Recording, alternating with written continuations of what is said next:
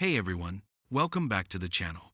Today, we're looking at Susan Lorincz, the Florida neighbor featured in the new Netflix documentary, The Perfect Neighbor. After a tragic shooting, many are asking, where is Susan Lorincz now? Let's break it all down. Susan Lorincz was a longtime resident of Ocala, Florida. In 2023, she became the center of a fatal dispute with her neighbor, A.J. Owens. Lorincz and Owens had clashed repeatedly over Owens' children playing near Lorincz property, and tensions escalated when Lorincz allegedly threw roller skates and an umbrella at the children. On June 2, Owens confronted Lorincz at her front door, and Lorincz fired a shot through the locked door, hitting Owens in the chest and killing her. Lorincz claimed she acted in self-defense under Florida's Stand Your Ground law, saying she felt threatened, but prosecutors and the jury saw things differently. In August 2024, she was found guilty of manslaughter.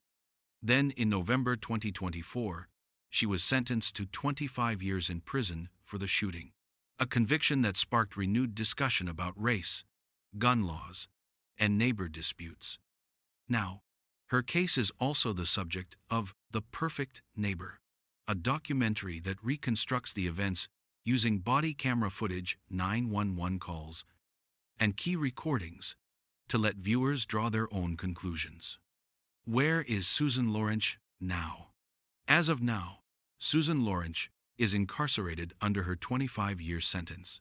She is serving time in Florida's state prison system, likely at Homestead Correctional Institution. She remains in prison and is expected to serve out her sentence unless an appeal changes matters.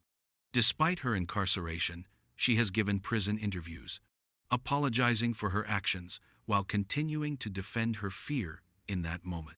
Meanwhile, the Owens family has filed a wrongful death lawsuit against Lorincz, seeking civil accountability beyond her criminal conviction.